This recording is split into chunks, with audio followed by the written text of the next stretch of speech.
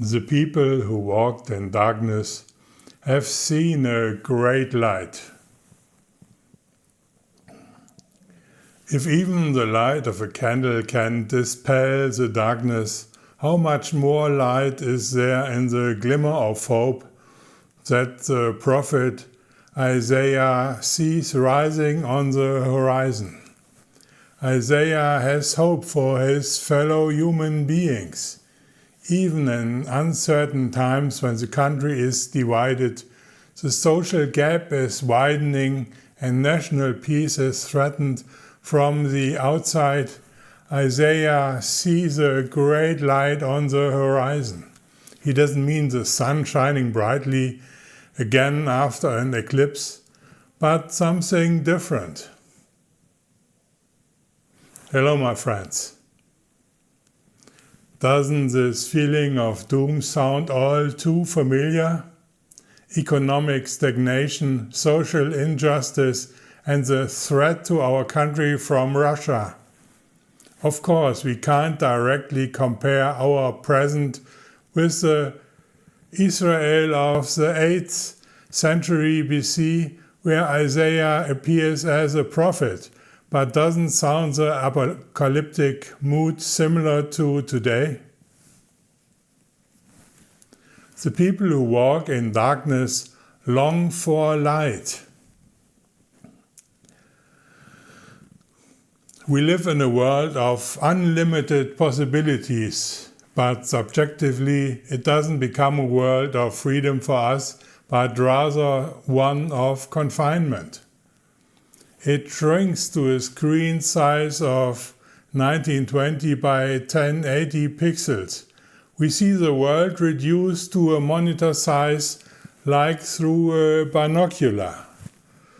We used to be able to say out loud, what does it matter if a tree falls in the forest? Then we became quieter because science discovered that even the flap of a butterfly's wing at the end of the earth can trigger a hurricane here.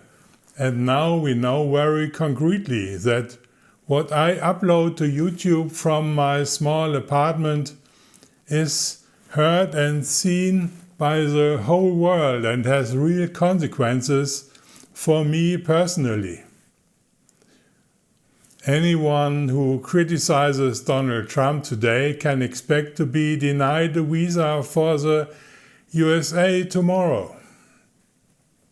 No wonder that people not only from Germany but from all over the world head off to the Striezelmarkt,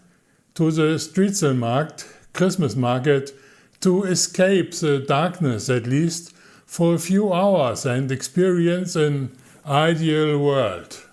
An ideal world where the darkness is banished by the light of the Christmas tree, the candles of the pyramid and the many Moravian stars. But it's about so much more than a 591-year-old Striezelmarkt tradition and the prophetic vision that Isaiah writes into the hearts of the people of his time and of us as well is far greater than the magic of lights, roasted almonds and Christmas punch at the Striezelmarkt.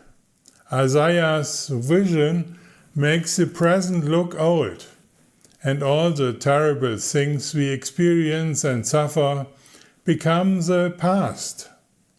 The joy of what lies ahead pushes aside the suffering of the present and gives us hope for the next step.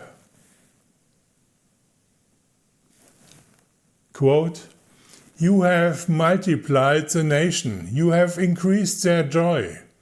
They rejoice before you according to the joy in harvest, as men rejoice when they divide the plunder. For the yoke of his burden and the staff of his shoulder, the rod of his oppressor, you have broken as in the day of Midian. For all the armor of the armed man in the noisy battle and the garments rolled in blood will be for burning. fuel for the fire. Quote end. Where does this change of heart come from? It is the hope for the Messiah, whom Isaiah already sees as within reach. For us as Christians, it is a hope that is fulfilled with the birth of Jesus at Christmas. God comes as a child into this world, and because this is a mystery of faith, it is a matter of the heart that our minds cannot fathom. God remains a mystery that transcends our understanding. And that is why Isaiah's words are so solemn and profound that we cannot fully comprehend them.